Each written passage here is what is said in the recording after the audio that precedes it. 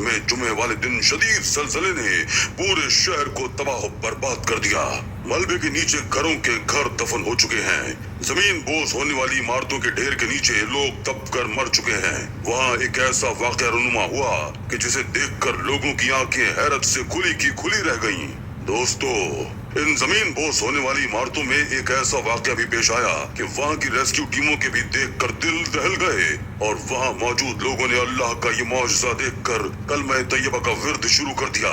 इससे पहले कि हम आपको इस दिल तड़पा देने वाले वाक़ये के बारे में बताएं, अगर आप चैनल पर नए हैं तो इसे सब्सक्राइब कीजिए और बेल आइकन को क्लिक कीजिए ताकि हर नई आने वाली वीडियो से मुत्तला हो सकें। दोस्तों, अभी तो खाने काबा में पेश आने वाले वाक़े ने ही लोगों के दिल दहला रखे थे। तेज बारिशों और तूफानी आंधियों ने लोगों को जमीन पर पटक के रख दिया था। क्लॉक टावर पर गिरने वाली बिजली के खौफ से ही लोग बाहर नहीं आए थे कि दूसरी जानिब जुमे वाले दिन एक ऐसा हादसा पेश आ गया कि सुनने वालों के होश उड़ के रह गए। मराकश में आने वाले जलजले ने और फिर जलजले के बाद मराकश में होने वाली तबाहकारियों ने लोगों के रहे सहे औसान भी खता कर डाले। दोस्तों, वहाँ के रिहायशी जिन्होंने जलजले और जलजले से आने वाली तबाह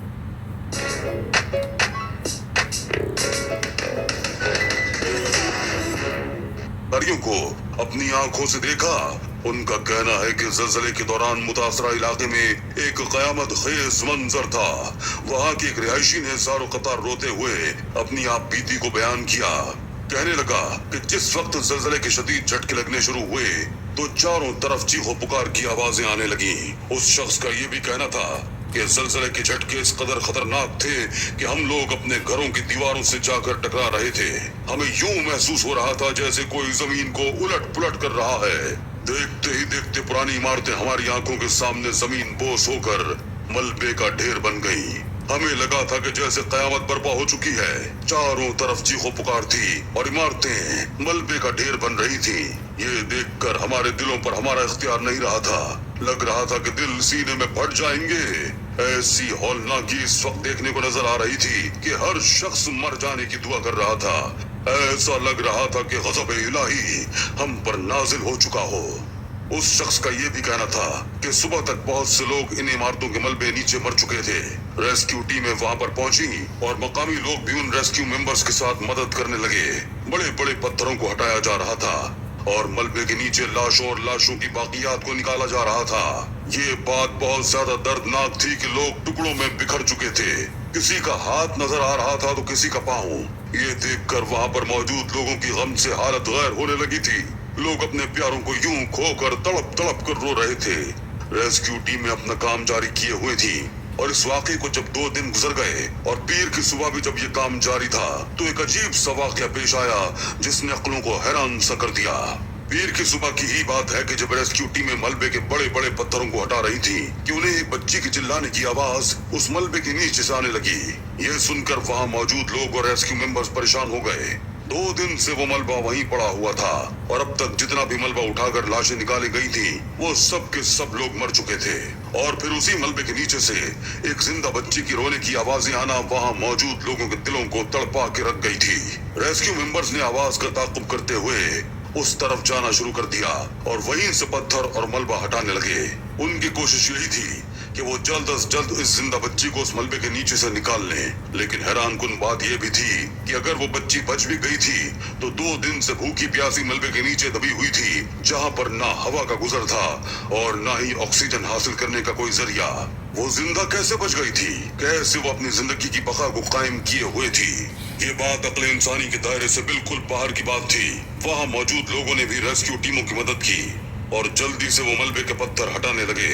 जैसे जैसे मिट्टी और पत्थर और रेत वहाँ से हटाई जा रही थी उस बच्चे की आवाज उन्हें और भी साफ सुनाई दे रही थी। वो रोते हुए कभी अपनी माँ को पुकार रही थी तो कभी अपने बाप को। उसकी आवाज सुनकर ये लग रहा था कि जैसे वो बच्ची 4 या 5 बरस की है। जल्दी से वहाँ की मिट्टी हटाकर खुदाई की जा रही थी कि जब एक जख्मी हाथ उन्हें नजर आया जो कि हरकत कर रहा था।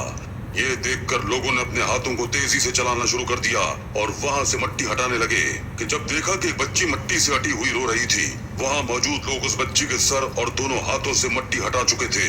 लेकिन जैसे ही मजीद मिट्टी हटाने के लिए उन्होंने खुदाई शुरू की तो नीचे एक सख्त पत्थर था रेत और मट्टी न थी कि जिसे हटाया नहीं जा सकता था, और वो बच्ची पत्थर के बीच में ही फंसी हुई थी।